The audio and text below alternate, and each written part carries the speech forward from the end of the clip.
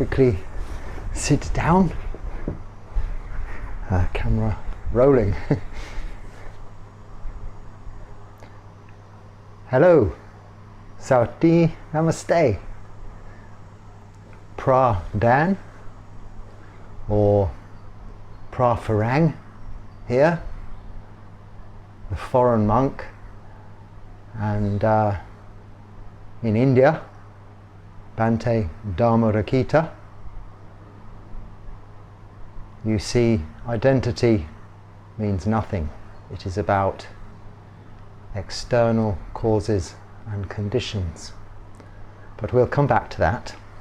Firstly, yesterday was one Phra, or Uposatha, the new moon of, what is it? Still February. The next Uposatha will be the full moon, so the full moon of March, which is Magha Puja. Another, or the first of this year, formal Buddhist holiday. But yesterday was quite an auspicious occasion here at Wat Ban Phe. We had a senior monk staying here for the night before, presumably on his way somewhere, of 30 pansa vasas, 30 years in these robes. So very good to meet such an experienced monastic in Thailand, in this forest tradition, and be able to spend time at close quarters, being close with someone, being close with other monks senior to you is always advantageous, because even for a short while you have that experience of living with someone, and living with someone is really how you get to know how people really are, as anyone will know from their relationships. When they first meet someone, it's very different to when you are living with that someone. And this practice is a slow progressing development of our minds, and therefore our associated speech and physical activities. And we hope through this practice, whether lay people visiting the monastery, listening to the Dharma, practicing moral virtue, meditation, and developing their minds, or whether monastics, relatively new like myself, or of long standing, we have this ongoing training. And on that Uposatha day, the monastics get together and we remind ourselves of our training rules, make our confessions to a senior monastic for anything we may have done in body, speech or mind, whether minor or major, that may have offended the people we live with, outsiders, or ourselves. So also, and far less important, this channel around today, if it is about the 20th, I think it is the 20th today, is 6 months old. The first video I put on this channel, by mistake actually, I think really, was in 6 months ago in India, South India, in a place called Tumkur, about 70 kilometers away from the main city of Bangalore. And if you go back to the beginning of the videos, you will see the time I spent in that place and others that I went to whilst I was in South India, and my regular location on the coast, the west coast there, also features quite predominantly. My main audience, wrong word, most people watching the video then were Indian, so about 33% of the viewers were Indian viewers. And now, a bit later, I'm in Thailand. The figures have changed around a bit, and it's now Thai people that represent about 1/3, 33% of the viewing people watching these videos. So I'm very happy that people in the country which is hosting me, and as a monk looking after me, and very well too, supporting me, all gratefully appreciated and received the hospitality here, as it was in India, now here. I'm very happy that I am getting the opportunity to talk to you, to express my gratitude and anumodana and thanks, because as monks we don't just say thank you when we receive anything, and sometimes as Western people that's difficult, having not grown up with giving to monks. We're always used to saying, oh, thank you, when we're given something, especially some of the nice food and things that are offered here in Thailand. So it's difficult not to say, oh, thank you, every time, thank you, every spoon of rice, oh, thank you. No, we can't. So we just look in the bowl and look mindfully ahead, just in front of us, and we move on. But I'm indulging myself today, I'm treating myself and saying thank you to the people here in Thailand who are feeding me from day to day. And also gratitude to those up to now, because up until about 1.5 months ago, so nearly nearly 4 one Phras, 4 Uposatha days, I left India on the full moon of January. So then we had the new moon of February, the new moon of January. I can't remember all of the different moon phases, but I've been here about 1.5 months. But up to then, the kind, generous support that was given to me were the Indian Upasakas and Upasikas, Buddhist lay people there in South India. Excuse me.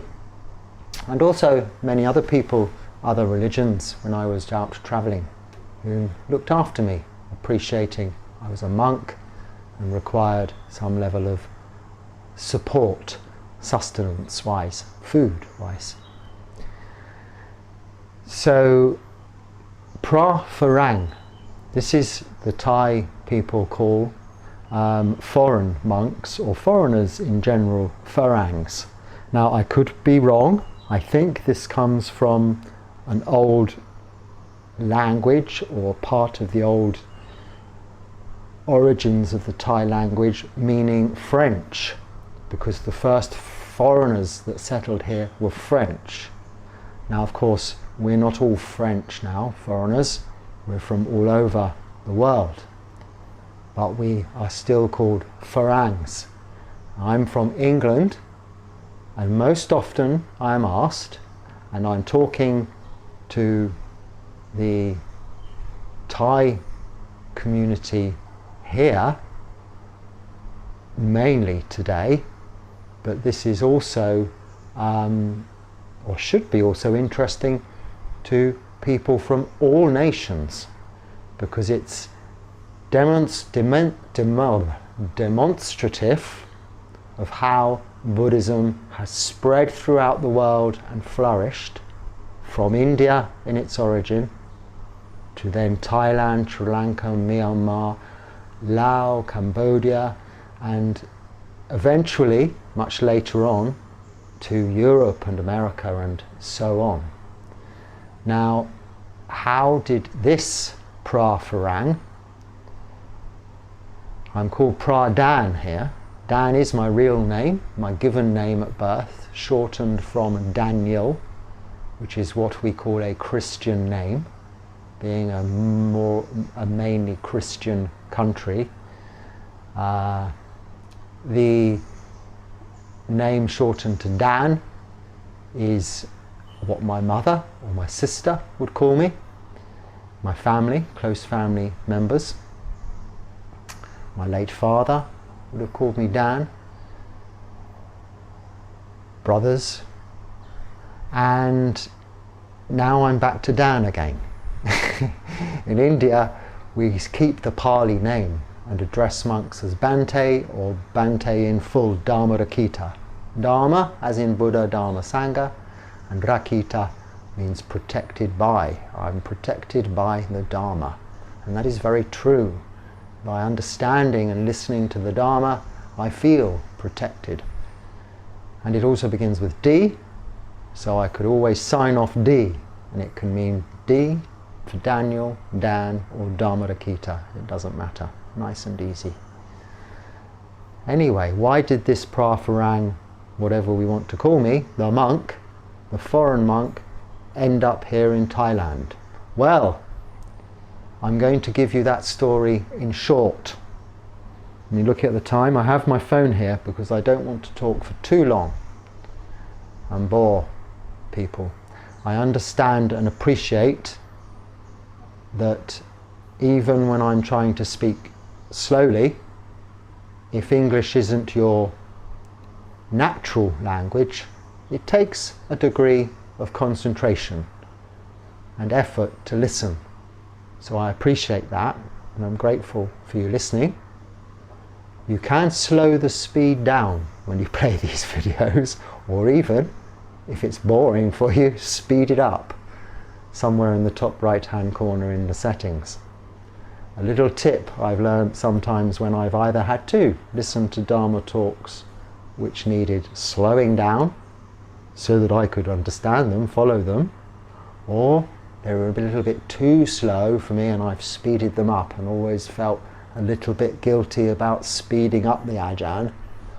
But I just wanted to get the information, receive the Dharma as quickly as possible. It was enthusiasm, not disrespect. Ajahns, long pause, apologies. So, how did I end up here? Well, about 50 odd years ago, more than 50 years ago now, Ajahn Chah, whom everybody has heard of in the West and here in Thailand, from Isan, northeast Thailand, Wat Papong, and and then a bit later than that, of course, Wat Parnanachat, the international Thai Forest Monastery near Ubon Ratchathani. Ajahn Chah, he sent Ajahn Longpo Sumedho, the then first Phra Farang, the American who came to Thailand and became a monk. He started this off, really. He did start this off. There were some other adventurers previous to him, but in the strength and momentum that the Phra Farang is, as it is and are around today, really started with Longpo Sumedho, who is still going strong, having only recently left Thailand and returned not to America, to England, where he is now living at Amaravati. But before Amaravati Monastery was established, he went as did Ajahn Chah, and they established Citta Viveka. Citta Viveka means refuge, internal refuge for the citta, or chit, I think you might usually pronounce it here in Thailand, citta. C-I-T-T-A is the Pali word. Citta Viveka, Viveka, refuge. This monastery was established in a county called Sussex, like the province here where I am, of Rayong or of Isan or of other provinces. Sussex is a province in South England, we call a county, and it was where I was born, where I grew up, on the coast.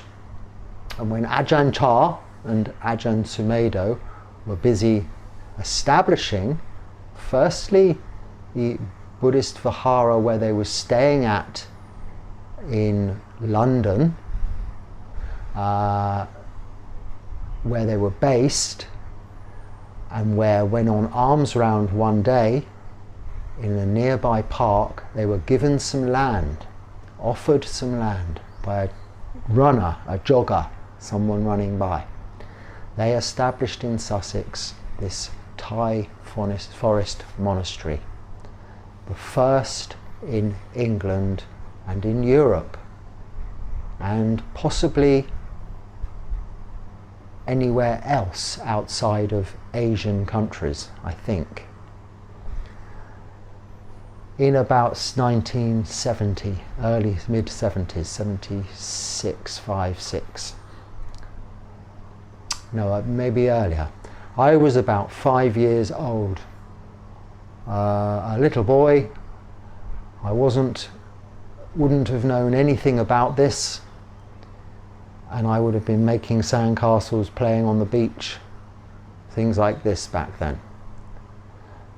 And it wasn't until some 30 years later, after a career, marriages, children, that I was looking, after discovering meditation, I was looking into Buddhism, and I found that right there in the county, in the place where I was living, was a Buddhist monastery with actual Buddhist monks, of which the likes I had never seen before, not even on YouTube or the television, because it wasn't something I would have looked at, apart from Kung Fu, you know, the Shaolin monks, kind of Chinese monks that were more famous in those days in the West than anything else to do with Buddhism. I probably hadn't even really heard much about that in those days, the Dalai Lama. But I, at this time, in my early 40s now, some 30 years later, was interested in Buddhism, and I went along to Citta Viveka, this beautiful monastery that didn't start off that way, but that's a long story for someone else's story. But I visited it as it is now, a beautiful place in a beautiful forest in Sussex where I was born, and I couldn't believe that this had been there all that time, all my life, where I was living, nearby. I visited once, twice, and continued more and more and more, and got more interested and enthusiastic about monastic life and this practice, and how it was able to incorporate itself into my then day-to-day life, both as part of my meditation and of part of the way I lived. Sila, my moral virtue, how I behaved. And it fast caught on with me and became something that felt very natural. So my first step was to go to India, because I didn't want to just take up Theravada Buddhism because it was all I knew. I wanted to understand the other schools of Buddhism, Mahayana, Vajrayana, Tibetan, even Zen, and the best place I thought to really find out about all of these schools of Buddhism was to go to where it originated. So I headed to India, to Bodh Gaya. Bodh Gaya is where the Buddha, as you will know, was enlightened, and is like the holy place of all places for Buddhists to visit, the Mecca, if you like, or the Jerusalem of Buddhism, the center, its origin. I also made this a pilgrimage to visit Lumbini, where the Buddha was born in Nepal, on the borderlines of India and Nepal. And I went to Bodh Gaya, of course, where he was enlightened. Sarnath, which is near Varanasi, where he gave his first teaching of the Four Noble Truths, the Noble Eightfold Path, to his 5 ascetic friends in the deer park there in Sarnath. And to Kushinagar, where the Buddha finally attained parinibbana. He finished with the cycle of rebirth and entered into nibbana, finally, never to be reborn. He died. These places filled me with so much enthusiasm. I really wanted to pursue a monastic life. But as one does, I had some doubts, and about myself, not about the practice, about my ability to be able to do it and to fulfill the requirements of a monk. So from that stage to now took many years, and I had many excuses. Whenever the opportunity arose, which was all of the time, to ordain, there was always some big obstacle in my way.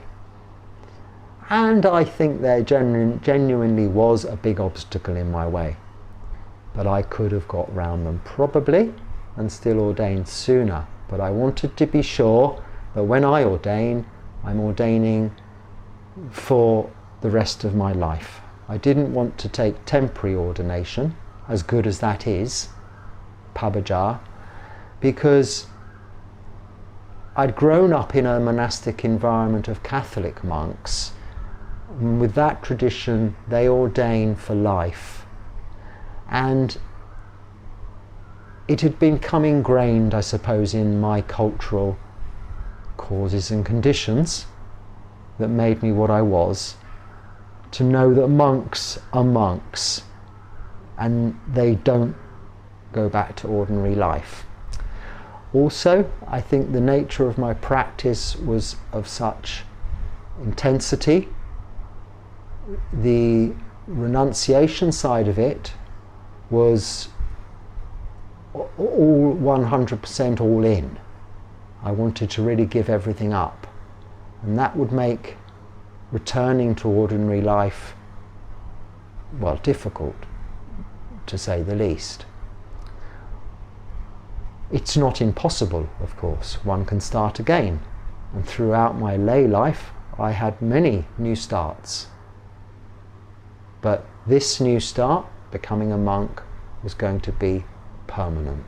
This was my idea.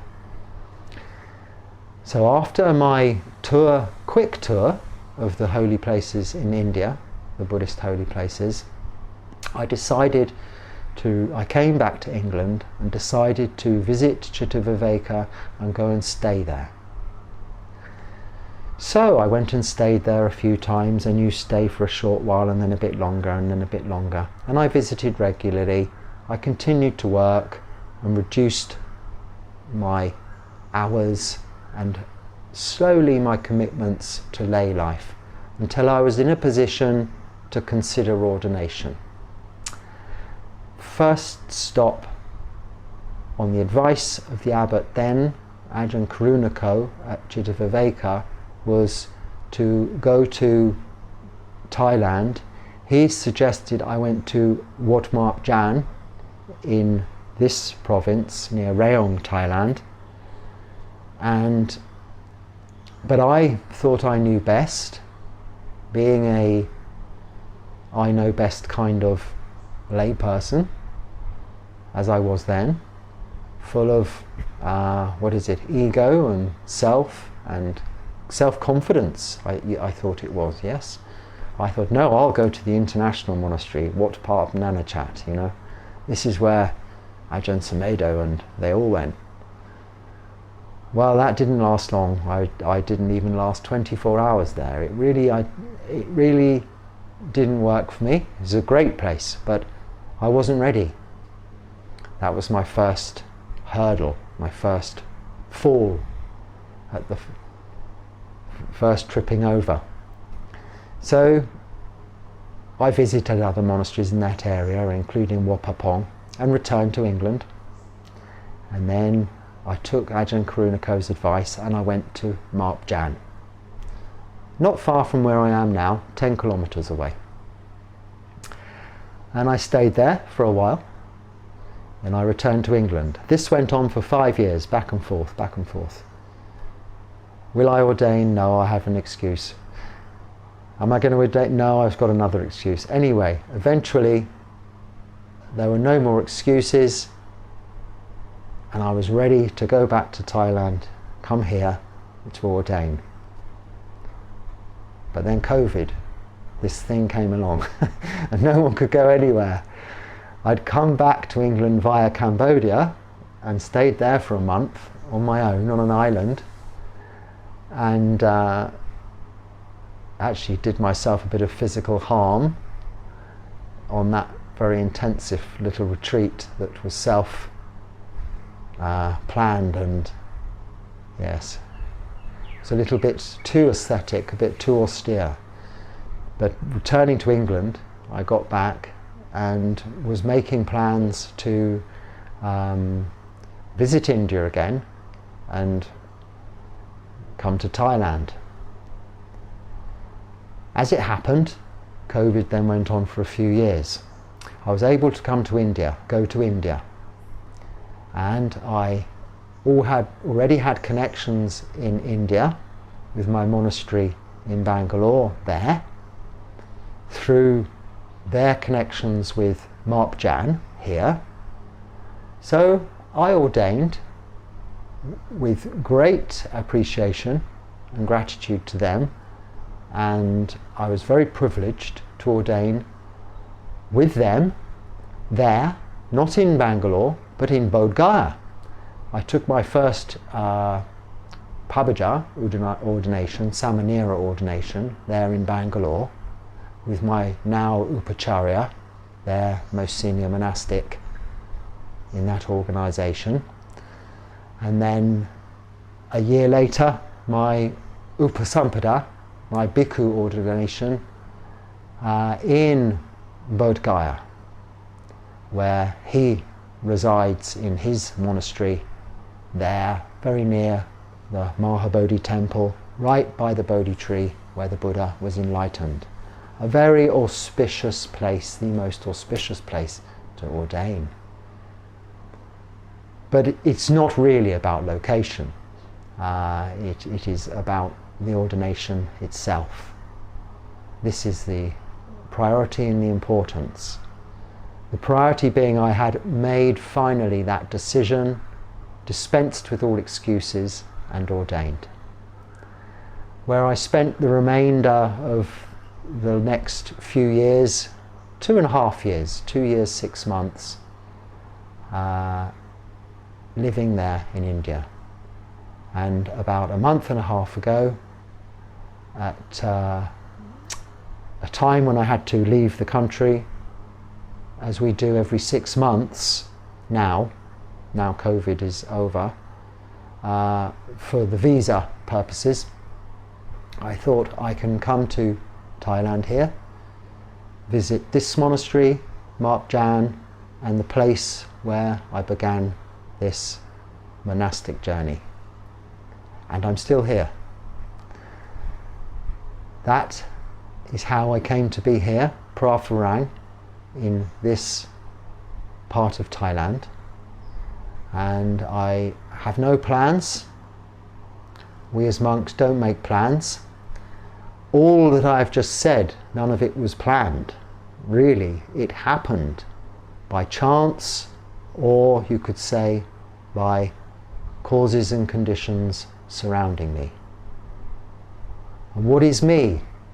Well, it isn't Dan or Daniel. It isn't Bhante Dhammarakkhita Bhikkhu. It isn't Phra Dan. What is me now is just these robes and this monk living the monastic life in this Thai Forest Monastery as best I can in accordance with the teachings of the Buddha, practicing Sila, Samadhi, Panya, and in accordance with the training rules of Vinaya, to be a good monk, serving the lay community of this monastery and of monasticism, Buddhist monasticism as a whole, as best I can. Because that, as a renunciant, as a samana, as an alms mendicant, someone relying on the support of those who support us, the monastics, the monks and the nuns,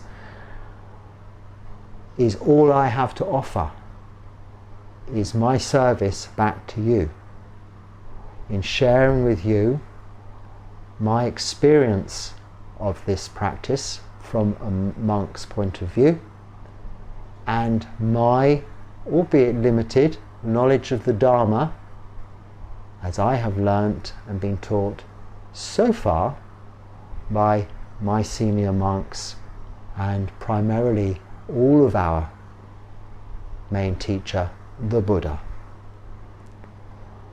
So there we are to date, and the channel that you are watching has got now a number of subscribers after 6 months and quite a number of people watching.